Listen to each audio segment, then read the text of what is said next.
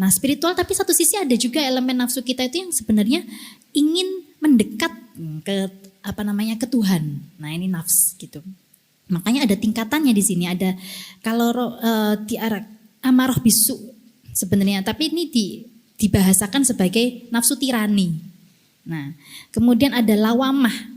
Ini diilustrasikan sebagai nafsu yang penuh penyesalan. Kemudian mulhimah. Ini sudah mulai tahap terilhami. Mutmainnah, tentram, rodiyah itu ridho, mardiyah diridhoi, dan kamilah itu suci. Jadi mohon jangan bingung dengan istilah-istilah yang loh harusnya kok dimaknai gini aneh gitu ya. Memang inilah proses. Untuk lebih jelasnya marilah kita simak bersama-sama. Bismillahirrahmanirrahim. Assalamualaikum warahmatullahi wabarakatuh. Hawanya ini ya hening begitu ya sore ini Jogja. Saya tadi dari Jombang ya, karena saya memang sementara ini stay-nya di Jombang terus. Terima kasih pada panitia Ramadan MJS mempercayai saya lagi gitu ya, sehingga saya berkesempatan silaturahim ke MJS dan juga merupakan sebuah kehormatan gitu bisa tandem dengan guru saya Pak Faiz seperti tahun lalu gitu. Jadi ini rasanya luar biasa karena nanti saya juga ikut ngangsu kauroh di sini gitu. Dan senang sekali juga bisa berjumpa dengan rekan-rekan semua di Masjid Jenderal Sudirman. Saya kira MJS ini sangat istiqomah. Tidak hanya artinya benar-benar menghidupkan masjid ya. Kalau dulu Wali Songo menghidupkan masjidnya dengan berbagai banyak seni budaya yang bisa menarik masyarakat datang, tapi MJS ini menarik masyarakat atau teman-teman datang itu dengan sharing knowledge, sharing pengetahuan gitu ya, membentuk sebuah berkontribusi membangun generasi yang memiliki kesadaran, memiliki kekritisan dan semacamnya begitu. Jadi saya sangat kagum dengan apa yang selama ini sudah dilakukan MJS. Saya kira ini sangat istiqomah. Baik, mungkin itu saya mau membahas tentang psikologi dan sufistik ini. Terus terang ketika saya dapat judulnya ini makdek gitu ya, kan psikologi sufisme, waduh gitu ya. Karena bagi saya luar biasa, saya terus terang adalah penikmat kajian tasawuf gitu. Tapi saya meragukan diri kalau saya sebagai pelakunya, saya kira belum sampai ke tahap itu. Jadi saya baru menikmat saja gitu. Saya suka kajian tasawuf begitu, cita-cita tentang sufi begitu, kemudian wali zaman dahulu gitu dan seterusnya. Ini mungkin juga karena background saya ini lahir kemudian dibesarkan di Kajen, Pati, Jawa Tengah. Mungkin ada yang dari sana? Oh, enggak ada. Nah kalau jenengan mungkin pernah ke Kajen begitu, di situ ada satu situs makam yang sangat luar biasa sering diziarahi, itu adalah makamnya Mbah Mutomakin. Nah Mbah Mutomakin itu adalah istilahnya walinya orang Kajen dan ajarannya itu lestari begitu. Kalau waktu saya kecil itu vibe-nya kerasa gitu ajarannya. Jadi kiai-kiai Kajen zaman dulu itu menyebut beras pun itu disebut berhala. Jadi kalau ada orang kok numpuk beras banyak gitu, wah berhalanya akeh yo gitu ya. Jadi itu menunjukkan bahwa karena Mbah Mutomakin itu juga seorang pelaku tasawuf, sufi begitu ya. Jadi ajarannya tuh kok bisa sampai lestari dan menjadi bahkan istilah bahasa percakapan sehari-hari saja tuh istilahnya ke situ gitu. Jadi luar biasa, memang vibe-nya rasanya seperti itu gitu. Sampai satu hari saya pernah diceritain oleh Kiai Mu'ad Thohir ya dari Kajen, abahnya yaitu Kiai Thohir itu, kalau dulu beli beras itu mesti sedikit-sedikit hanya untuk sehari-sehari. Suatu hari ditanya, kok nggak sekalian nyetok gitu ya? Lah, nggak berani saya nyetok. Kenapa nggak berani? Karena saya khawatir kalau berasnya banyak, saya ayem. Saya nggak merasa butuh sama sing duwe urip gitu. Jadi sampai segitunya. Makanya itu kenapa kemudian saya juga katut menjadi penikmat tasawuf gitu ya. Nah, yang akan saya sampaikan ini barangkali saya akan menunjukkan semacam dialektika antara psikologi dan sufisme gitu ya, sufistik gitu. Walaupun dalam perjalanannya ini psikologi sufi itu juga sudah mulai berkembang. Sebenarnya sudah agak lama begitu. Tapi nanti mari kita lihat begitu sejauh mana perkembangannya. Bismillahirrahmanirrahim. Nanti mohon kalau ada yang nggak pas nanti, alhamdulillah ada Pak Faiz nanti ya bisa mengkoreksi saya. Gitu.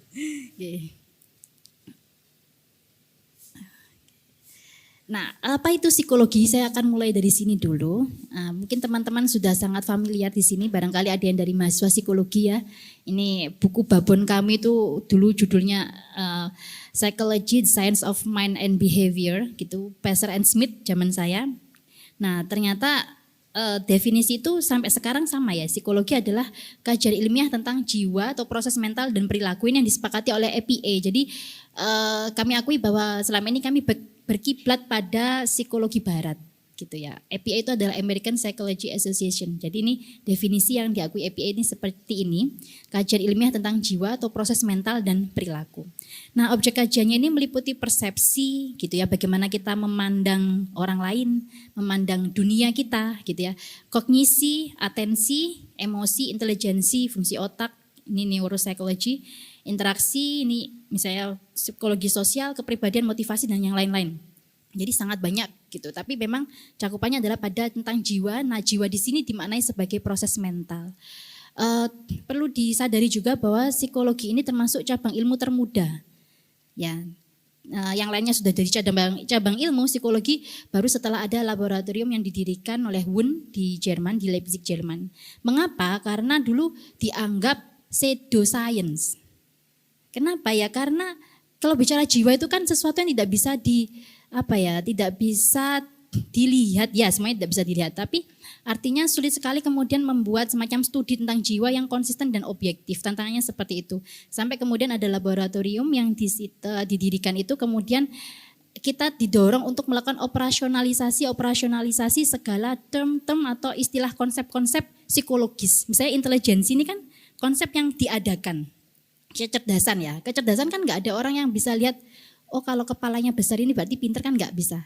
Kecerdasan kan nggak bisa dilihat dengan kasat mata. Sama aja kayak altruisme atau ketulusan, kan nggak bisa. Nah, psikologi nanti tugasnya adalah mengoperasionalisasikan itu. Kami akan membuat semacam definisi operasionalnya, indikatornya yang kemudian sangat mudah untuk diamati, diobserve gitu ya. Dan itu kemudian bisa dilakukan kajiannya. Jadi syaratnya seperti itu. Akhirnya itulah yang membuat sebenarnya kalau jenengan bicara sama seorang psikologi itu jangan dibayangkan orangnya menye-menye gitu ya, atau orangnya nggak rasional, bukan. Malah kita itu diajak untuk sangat rasional gitu, sangat rasional. Nah, nanti ada kaitannya nih, psikologi sangat rasional, tasawuf yang gimana ya? Nah, ini nanti ada di dalam satu. Nah, kalau dipetakan ada 5 perspektif utama di psikologi, ada psikoanalisa. Nah, yang suka baca bukunya Freud, nah ini mungkin sudah familiar ya. Yang mungkin teman-teman suka itu yang topik psikologi mimpi. Nah, ini salah satu konsepnya Freud ya. Freud itu dia di antara konsepnya adalah struktur kepribadian, ada id, ego, superego. Nah, id itu adalah semacam kayak dorongan-dorongan kita itu pengen ini, pengen itu ya. Nah, superego adalah norma. Nah, ego itu di tengah-tengah. Jadi kalau dari Freud tuh dia menggambarkannya seperti itu. Kemudian ada tentang kesadaran. Kesadaran di sini bukan, kalau bahasa Inggris bukan yang awareness, bukan, tapi consciousness. Jadi kayak sadarnya di sini maksudnya antara sadar tidur, sadar enggak, sadar yang kita benar-benar ngerti sama enggak. Jadi ada levelnya, tidak sadar gitu ya. Kemudian bawah sadar dan sadaran. Nah, Freud mengasumsikan 99% itu perilaku kita, kepribadian kita dibentuk oleh ketidaksadaran tadi. Gitu. Jadi ini yang melatar belakangi biasanya kalau teman-teman ada hipnoterapi, nah konsepnya ini pakai psikoanalisa ini. Kemudian ada psikologi behavioristik. Jadi kalau psikologi behavioristik ini psikologi yang melihat manusia itu sebagai sesuatu yang mekanis, sebagai organisme yang mekanistik. Jadi kalau kita pengen anak ini rajin belajar, ya udah kasih hadiah terus. Kalau pengen orang itu nggak nakal, dikasih hukuman. Nah seperti itu. Nah, jadi di sini agak mengabaikan aspek emosi, kognisi gitu ya. Walaupun dalam perkembangannya kemudian ada kognitif behaviorisme. Jadi perkawinan antara kognitif dengan behavioristik. Kemudian psikologi humanistik. Nah ini mestinya lebih populer lagi. Maslow kenal ya. Nah ini bagian dari psikologi humanistik atau disebut bapak psikologi humanistik gitu. Ada tingkat kebutuhan. Jadi Maslow ini terkenal dengan hierarki kebutuhan. Mulai dari yang aspek sangat fisiologis, sangat dasar, sangat basic, sampai yang paling atas adalah aktualisasi diri. Nah, seringkali ada buku ya yang mengkaitkan tasawuf dengan aktualisasi diri. Tapi nanti mari kita lihat apakah memang psikologi tasawuf itu bisa di-cover dengan konsepnya psikologi humanistik gitu. Kemudian psikologi kognitif, ya psikologi kognitif mengasumsikan perilaku kita itu didasari oleh keputusan-keputusan pemrosesan informasi gitu. Jadi yang bermain adalah aspek kognisinya. Nah, ini mungkin tidak begitu banyak terkait dengan yang psikologi tasawuf ya. Yang mungkin yang kelima ini psikologi transpersonal, ini adalah cabang baru gitu yang dianggap bisa mewadahi konsep-konsep terutama konsep-konsep spiritualitas.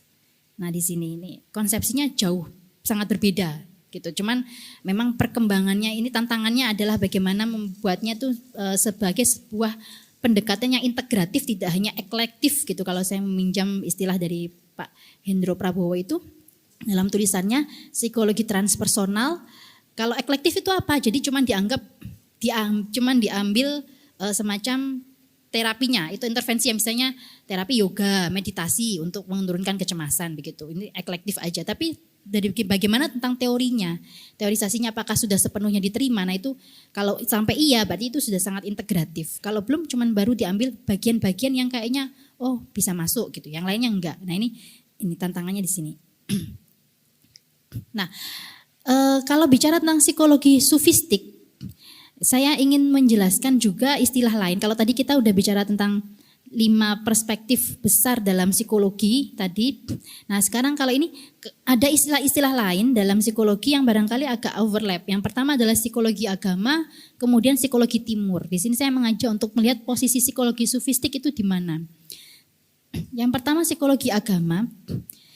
Jadi psikologi agama ini mempelajari dinamika psikologis fenomena-fenomena keberagamaan, maaf ya ini kurang keagamaan, kurang gitu ya, keberagamaan. Jadi bukan kita bicara tentang psikologinya agama apa atau kita mau mempertentangkan atau mau menyatukan agama, bukan. Tapi di sini kita mempelajari perilaku orang-orangnya yang beragama itu seperti apa. Misalnya ini ada tahapan perkembangan keberagamaan, tahap anak-anak gimana, bagaimana sih mereka mempersepsi Tuhan gitu ya. Kebetulan kalau di kampus itu ada Prof. Bandi yang istiqomah mengajar psikologi agama spiritualitas dan saya beberapa kali membantu itu. Kita tanyakan ke mahasiswa, waktu kecil dulu bagaimana pandanganmu tentang Tuhan, yang kamu bayangkan tentang Tuhan. Nah, tidak peduli nanti agamanya Islam, Kristen, semuanya gitu. Kita tanya dan itu kemudian yang kita ambil sebagai sebuah konsepsi. Oh, konsepsi anak-anak tentang Tuhan waktu kecil seperti ini gitu. Nah, ini psikologi agama. Dan itu menarik juga ya karena kalau pas ditanya dulu anak-anak bayangannya kayak Superman gitu ya. Ada yang kayak awan besar, ada yang kayak raksasa, ada yang kayak dianggur orang tua. Nah, ada yang seperti jadi macam-macam. Nah itu, terus kemudian nanti ada tahap selanjutnya adalah keraguan beragama, kapan merasakan itu. Nah seperti itu kira-kira kajian di psikologi agama. Kemudian ada isu konversi agama. Jadi ketika orang berpindah keyakinan. Kemudian juga ada aspek-aspek religiusitas, kemudian ada juga near death experience. Gitu. Nah konsep yang lain misalnya kayak dzikir gitu ya, dzikir sebagai sebuah terapi atau ini juga sebenarnya bisa masuk psikologi agama, tapi itu tadi kita mengambilnya eklektif gitu karena kalau kita nanti ya di belakang itu tentang tasawuf sendiri itu sebenarnya berbeda ya konsepsinya begitu sehingga ini itu adalah isu-isu yang diambil secara lepas gitu itu dalam psikologi agama. Nah kemudian yang kedua adalah psikologi timur. Nah ini dianggap sebagai bagian dari psikologi transpersonal. Kajiannya, nah ini sudah sangat berbeda dengan yang tadi. Ini udah bicara tentang kesadaran, mirip seperti psikoanalisa gitu. Tapi ini menggabungkan, kalau psikoanalisa berbeda ya prinsipnya gitu. Tapi kalau ini spiritualisme sebagai prinsipnya. Dan dia pakai psikosintesis, yaitu pendekatan terbuka terhadap integrasi dan sintesis antara personal dan transpersonal. Gitu. Nah, arahnya apa? Arahnya ini adalah sebenarnya untuk menggabungkan proses-proses perkembangan berkaitan dengan pencapaian diri dalam hal ini adalah realisasi diri yang serupa dengan aktualisasi diri. Jadi dalam psikologi timur gitu, sebagai bagian dari psikologi transpersonal, dipercaya manusia itu perlu menempuh tahap-tahap tertentu untuk sampai pada kesadaran sejati lah istilahnya seperti itu ya. Nah ini ya, ada tingkat kesadarannya, ada rendah, menengah, dan tinggi. Nah term yang biasa muncul adalah mindfulness, jadi here and now, di sini dan saat ini. Jadi merasa bermakna. Artinya dia, saya di sini, saya tahu kenapa saya di sini, dan saya kemudian bisa memaknai apa yang saya lakukan. Nah itu mindfulness. Kemudian compassion, jadi belas kasih. Nah ini biasanya prinsip utama psikologi timur adanya ke sana, yaitu mindfulness dan compassion. Nah ada 4 tahap juga tingkat kesadarannya adalah kesadaran body, kesadaran badan atau jasmani, mind, soul, and spirit. Nah ini psikologi sebagai timur ya. Ada istilah ini ya, kayak aku memiliki tubuhku tapi aku bukanlah semata tubuhku. Jadi saya memiliki ini tapi saya bukan tubuh itu sendiri gitu. Nah ini salah satu contoh bentuk pernyataan yang menunjukkan kesadaran ini biasanya kayak dilatih juga ya, dirapalkan untuk dilatih. Untuk menimbulkan kesadaran bahwa misalnya kehilangan sesuatu gitu ya. Ini hal yang sangat penting buat kita. Pekerjaan misalnya. Saya misalnya seorang akuntan. Ya, saya memang memiliki profesi akuntan, tapi saya bukanlah semata-mata akuntan gitu. Jadi kalaupun profesi itu hilang, saya tidak seharusnya merasa jati diri saya hilang juga, karena saya hanya memiliki itu, tapi saya tidak semata-mata itu gitu, semacam itu. Nah ini contoh dari psikologi timur. Nah ini jadi kajiannya sangat mendalam saya kira, karena berhasil mempertemukan lintas agama ya nih. Jadi ada Kristen, Yahudi, Chinese, Buddha, Hindu, Islam, Kristen, dan seterusnya ini. Ini yang bagian paling atas adalah level of reality, yang bagian bawah adalah level diri. Nah ada tahapan-tahapannya. Jadi mungkin ini psikologi sufi dianggap memang masuk sebagai bagian dari psikologi timur ini dalam transpersonal. Tapi kalau bagi saya sendiri ya, psikologi sufistik itu pada dasarnya adalah ilmu tasawuf itu sendiri. Karena apa, tasawuf itu ya kayak psikologinya orang Islam lah seperti itu. Terutama setelah ada karyanya Imam Ghazali Ihya Ulumuddin itu diakui sebagai salah satu kitab tasawuf yang begitu begitu jelas, begitu gamblang menjelaskan dinamika emosi seseorang, dinamika psikologi seseorang. Jadi tidak hanya bicara kesadaran, tapi bahkan sampai bagaimana permainan hati itu dijelaskan sekali dalam karya Imam Ghazali. Jadi saya berasumsi bahwa psikologi sufistik itu adalah ilmu tasawuf itu sendiri. Nah, konsep penting dalam psikologi sufi, jadi selain psikologi sufistik, psikologi sufisme, sebenarnya sudah berkembang juga namanya Sufi psychology, psikologi sufi. Ada tokohnya itu Robert Frager, sudah almarhum, beliau dari Amerika kalau tidak salah itu. Kayaknya terakhir kampus yang beliau bina adalah Sofia University. Jadi Sofia University ini Robert Frager. Ada salah satu tokoh psikologi penting yang beliau kemudian mendalami transpersonal, setelah itu masuk Islam. Nah, masuk Islamnya karena apa? Karena tertarik dengan konsep sufistik. Jadi menarik, saya sebenarnya bawa bukunya ini ya. Nggak tahu ini dianggap promosi apa enggak, tapi silakan baca juga ini ya. Ini Hati Diri Jiwa ini ya. Saya dapat rekomnya ini dari Prof. Bandi juga. Jadi beliau bertemu dengan salah seorang sufi. Saya lupa ini nama lengkapnya, tapi pertemuan pertama bertatap mata saja sudah membuat hatinya merasakan sensasi yang berbeda. Karena kalau transpersonal otomatis akan ketemu banyak spiritualis ya dari berbagai macam belahan negara atau dari berbagai macam latar belakang. Tapi Robert Frager cerita ketika beliau bertemu dengan sufi tersebut rasanya cers gitu. Seperti sudah menjawab banyak pertanyaan di benaknya. Padahal baru bertatap mata. Nah ini akhirnya kemudian beliau mendalami sufistik dan ya tadi masuk Islam dan menjadi seorang sufinya orang psikologi ini. Nah, ada 3 elemen penting ini, ada diri, hati, jiwa. Jiwa ini mungkin barangkali ruh itu ya.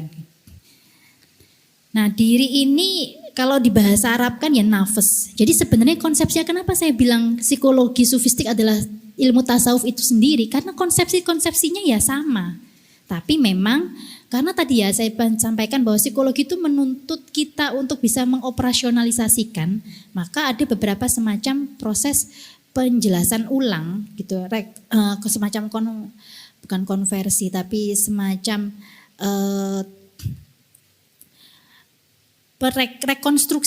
rekonstruksi konsep-konsep tasawuf sehingga bisa diterima sebagai konsep-konsep yang psikologis gitu. Nah ini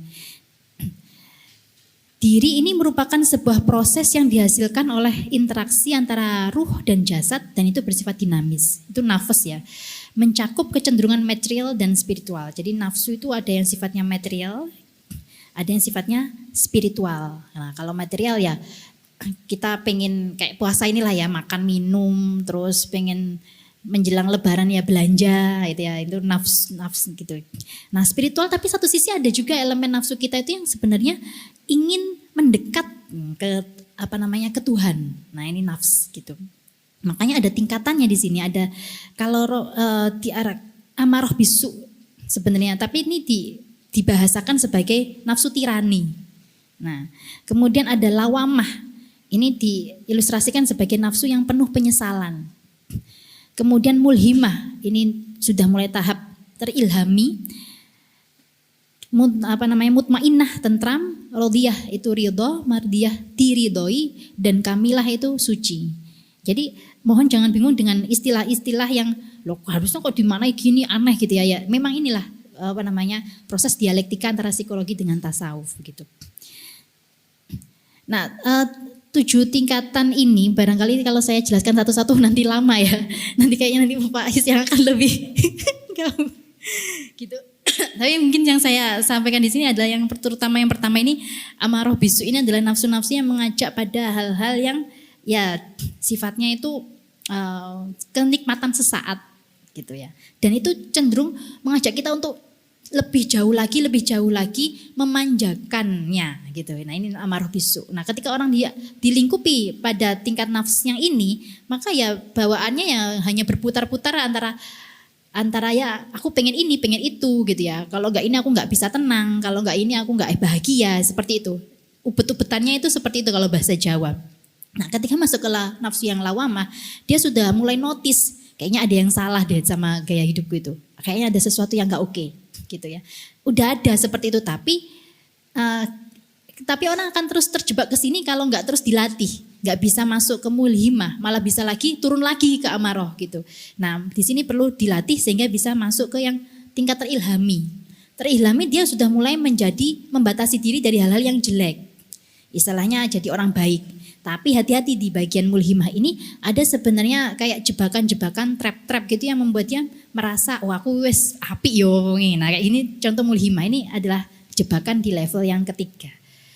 Kemudian nanti masuk yang tentram, mutmainnah, ini sudah level lebih aman daripada mulhimah tadi. Gitu. Jadi kalau mutmainnah itu digambarkan, ada salah seorang sufi itu menggambarkan orang itu sudah enggak terkecoh sama hal yang lain. Dia yang penting dia merasa sudah nyaman gitu ya, sudah merasa cukup. Nah itu mutmainnah itu. Tenang, jadi dia udah nggak pengen yang macam-macam, tapi dia sudah tenang dengan keadaan dia yang sendiri. Digambarkan misalnya seorang raja yang memiliki banyak selir. Nah ada satu selir yang disukai, satu waktu rajanya itu menawarkan harta benda ke banyak selir-selir itu. Tapi semua selirnya pada gerudukan rebut hartanya, tapi hanya ada satu selir, yaitu ya selir dicintai tadi, dia nggak ngambil, ditanya. Saya nggak butuh harta-harta itu ya, saya cuma butuh adalah si raja ini saja. Bersama denganmu itu udah cukup. Nah ini kira-kira hubungan kita dengan Tuhan juga kayak gitu. Jadi sudah gak merasa yang lain gak penting gitu ya. Yang penting aku. Mungkin yang kayak lagunya Krisya itu ya. Bila surga dan neraka gitu ya, tak pernah ada gitu ya. Nah ini, tapi ini juga masih ada tingkatan di atasnya yaitu ridho. Nah ridho itu sudah dengan ada afeksi yang merasa lebih senang gitu ya. Melihatnya manis. Jadi ridho itu sudah di tingkatan nafas gitu, segalanya terasa indah. Kalau mutmainnah tadi kan terasa cukup aja, yang penting ada ini. Tapi kalau yang ridho itu sudah merasa semuanya indah. Apapun yang terjadi itu indah. Jadi nggak lempeng-lempeng aja, tapi sudah enak, indah gitu. Dia udah menikmati. Kemudian diridhoi ini udah tingkatan yang lebih tinggi lagi, dan kemudian sampai yang kamilah atau suci. Mungkin yang 2 tingkatan ini agak riskan gitu ya, tapi agak overlap sedikit gitu. Semoga saya nggak salah menjelaskan. Kalau yang mardiyah ini dia orientasinya sudah ke Tuhan, gitu. Jadi yang lainnya itu seperti tidak ada gitu, yang dia lihat hanya Tuhan. Tapi kalau yang kamilah ini bahkan sudah sampai dalam tanda kutip itu menyatu. Tapi ini saya harus hati-hati menjelaskan ini ya, saya takut salah konsep, mungkin nanti Pak Faiz yang lebih aman menjelaskan gitu. Nih. Nah, kalau dalam tasawuf juga peningkatan nafsu itu dilatih diantaranya dengan dzikir. Tapi dzikir yang dimaknai gitu ya. Makanya nggak heran kalau yang orang ikut tasawuf itu ada dzikir yang harus dibaca terus gitu. Nah, kalau di Indonesia biasanya ada berkembang kayak torekot semacam itu. Nah, ini ada tingkat ada dzikir-dzikir yang yang disarankan atau pemaknaan, tapi mungkin saya nggak akan jelaskan di sini, nanti bisa kita elaborasi lagi. Yang kedua, elemen berikutnya adalah hati. Hati di sini adalah sebuah pusat spiritual.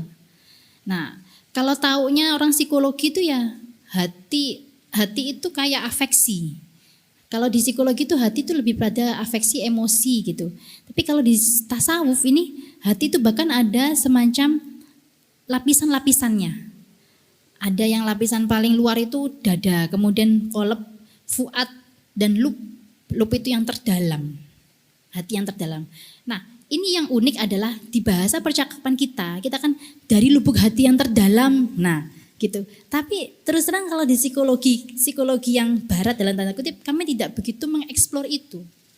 Gitu. Lubuk hati yang terdalam itu apa ya? Kami tidak membayangkannya itu sebagai sebuah station seperti ini. Gitu. Jadi memang kalau dibandingkan dengan psikologi barat jelas memang ada gap. Tapi kalau dari sisi psikologi sendiri ya tadi diasumsikan itu dipayungi oleh transpersonal tadi gitu. Transpersonal yang berbasis psikologi timur. Walau saya sendiri sebenarnya melihat ada potensi ini karena teori tasawuf itu sudah sangat firm, saya kira. Itu sebenarnya itu bisa berdiri sendiri juga gitu ya, psikologi sufistik. Nah, jiwa pun ini juga kalau menurut Sufi ada 7 tingkatan, ada jiwa mineral, nabati, hewani, pribadi, insani, rahasia dan maharahasia. Nah ini kalau jiwa di sini kita bahasakan sebagai ruh. Nah ini mungkin ada sudah dikit ya, saya skip aja gitu ya. Ini juga agak tricky, ini menjelaskannya agak tricky, perlu pelan-pelan. Nah ini yang sebenarnya bagian pentingnya di sini. Apa sih bedanya psikologi barat sama psikologi sufistik ini ya? Yang pertama, kalau psikologi barat, ini saya kasih tanda petik. Psikologi barat sebenarnya bisa dikatakan psikologi tradisional atau psikologi yang mainstream selama ini. Melihat alam semesta itu adalah bersifat materi, tanpa makna dan tujuan. Ini konsepsi dasar gitu. Artinya memang kita tidak melihat itu diciptakan, tapi itu berdasarkan ya terjadi dengan sendirinya, natural. Nah, kalau Anda suka humanistik, hati-hati juga karena humanistik itu salah satu asumsinya adalah kita manusia itu bukan budak dari apapun. Padahal kalau dari sisi agama atau tasawuf, kita itu justru adalah ya budaknya Allah gitu ya, hambanya Allah gitu. Jadi memang berbeda walaupun konsep aktualisasi diri itu sangat menarik, sangat seksi ya untuk dikaitkan dengan tasawuf. Kemudian yang kedua adalah manusia merupakan jasad atau tubuh, sementara pikiran berkembang dari sistem saraf tubuh. Jadi mirip dengan yang poin ke atas itu ya. Memang tidak ada semuanya terjadi secara alami. Kemudian ya kebetulan ada pikiran ya karena ada sistem saraf, ada sistem neural ya, sistem saraf neural kan sama. Kemudian otak dan seterusnya. Kemudian kalau psikologi sufistik melihat manusia itu lebih dari sekedar tubuh dan pikiran, tapi merupakan makhluk spiritual. Nah ini yang tidak begitu di cover di psikologi mainstream. Psikologi barat juga melihat gambaran manusia berfokus pada aspek keterbatasan, tendensi neurotik, misalnya ini psikologi klinis, jadi kalau ada yang depresi, schizofren ini kait bahasanya di sini.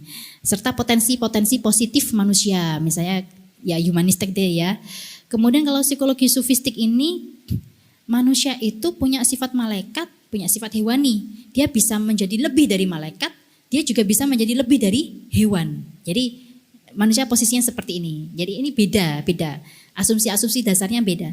Kemudian yang berikutnya adalah puncak kesadarannya nih ya. Karena saya tadi sampaikan orang psikologi itu malah orang yang kita diajak untuk sangat rasional. Karena puncak kesadarannya adalah kesadaran rasional. Ketika kita dalam mengambil keputusan juga selalu konsisten rasional, yaitu berarti kita memang sangat orang dianggap sudah mencapai puncak kesadaran. Sementara kalau sufistik ya ada kesadaran spiritual yang memiliki tingkatan-tingkatan. Ini saya tak skip aja ini. Kemudian jadi agak keburu-keburu ya nih ya. Kemudian yang berikutnya adalah nah ini psikologi barat. Nah, ada konsep yang barangkali teman-teman juga familiar, ada self esteem, harga diri. Ini kalau sekarang kan konsep psikologi lagi booming ya. Saya lihat timeline Instagram itu ya keluarnya psikologi healing gitu ya. Healing dulu gitu. Terus kemudian nanti ada konsep harga diri, self esteem. Nah, konsepsi self esteem, kemudian keyakinan kita pada identitas kita, semakin kita melekat pada identitas kita itu dianggap sebagai hal yang sangat penting. Sedangkan kalau sufi semakin merasa lekat dengan identitas yang kita miliki, itu malah menjadi tabir antara manusia dengan Tuhan. Nah ini beda.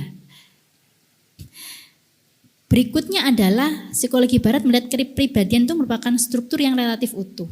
Sedangkan kalau sufistik itu dia melihat kesatuan kepribadian itu justru yang harus diperjuangkan.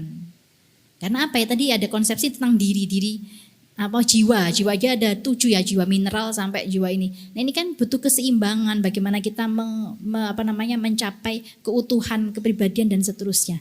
Ini berbeda. Kemudian ini hampir sama dengan rasional tadi, bahwa kemampuan nalar merupakan puncak keahlian manusia dan menjadi jalan mencapai pengetahuan dan kearifan. Sementara pada psikologi sufistik, kecerdasan logika itu enggak cukup. Dia butuh cahaya dan kearifan hati untuk dapat memahami kebenaran spiritual dan makna kehidupan. Nah, ini yang juga berbeda. Jadi kalau selama itu bisa diterima dengan logika, gitu, kemudian nanti logikalah yang akan menjadi atau nalar kita lah yang akan menjadi tools untuk kita mengambil keputusan-keputusan tertentu, itu psikologi barat dalam tanda kutip ya. Tapi kalau tasawuf ya bukan itu. Al-Ghazali sendiri kemudian sebagai seorang pakar filsafat awalnya, kemudian akhirnya sampai mengalami pergeseran pemaknaan kehidupan ketika menjumpai bahwa ada yang lebih tinggi dari akal, yaitu intuisi gitu. Ada aspek spiritualitas juga di situ. Karena kadang-kadang akal itu juga bisa salah. Nah, ini. Kemudian psikologi barat, iman itu berarti meyakini sesuatu yang tidak nyata atau gagasan yang tidak didukung bukti kuat. Jadi kalau udah bicara iman, dalam konsep psikologi kayak sudah ya wis lah gitu. Bahkan orang psikologi itu menghindari kalau sudah bicara tentang ayat-ayat Al-Qur'an gitu, atau mungkin dari Alkitab atau mungkin dari kitab suci lain, karena kami tidak ingin membahas keimanan. Nanti takut jadi blunder. Atau karena kami juga meyakini bahwa iman itu adalah gagasan yang sulit kita untuk mendapatkan suatu bukti yang kuat. Sedangkan kalau psikologi sufistik, iman sendiri itu berarti meyakini kebenaran yang berada di balik beragam penampakan benda material. Jadi ini hal yang sangat berbeda gitu. Nah, ini mestinya memang bahasanya pelan-pelan, tapi semoga ini di tengah puasa ini jadi cepet gitu ya, jadi langsung dong. Nah, ini sudah hampir terakhir gitu ya. Terapi psikospiritual dalam praktek sufistik ini ada puasa, mengingat mati, mengingat Tuhan, ada mengasingkan diri atau kholwat gitu. Nah, kadang-kadang dalam psikologi tadi saya sampaikan ada pendekatan integratif dan eklektif sebagai sebuah terapi, metode gitu. Kadang-kadang kita ambil. Misalnya puasa sebagai terapi mengatasi apa gitu. Atau dzikir, terapi mengingat Allah itu kan dzikrullah ya. Terapi mengatasi ini. Salah satu tulisan saya dengan Prof Bandi juga itu ada pesantren yang menerapkan dzikir untuk mengatasi orang-orang yang mengalami kalau nggak salah waktu itu schizofren atau apa gitu. Nah, ini juga contoh. Jadi kita ambil secara eklektif, oh bisa ini. Tapi tunggu dulu kalau sampai konsepsi mendasarnya tadi yang tentang hati, diri, ruh itu nanti dulu. Jadi kita ambil praktisnya aja. Nah, ini adalah perspektif yang barangkali kita perlu renungkan lagi begitu ya, bagaimana positioningnya. Memang paling amannya ya diwadahi oleh transpersonal. Tapi transpersonal sendiri tadi juga bukan hanya konsepsi Islam, konsepsi yang lain misalnya yoga dan seterusnya itu juga bisa diambil secara eklektif atau integratif. Yang sering adalah eklektif. Karena integratif itu beberapa konsepsinya itu kan tidak mudah kemudian untuk diterima gitu karena ada pertentangan dengan psikologi mainstream yang sudah berkembang sebelumnya. Jadi demikian, mohon maaf kalau molor. Terima kasih. Assalamualaikum warahmatullahi wabarakatuh. Luar biasa. Sekian dari kami. Wassalamualaikum warahmatullahi wabarakatuh.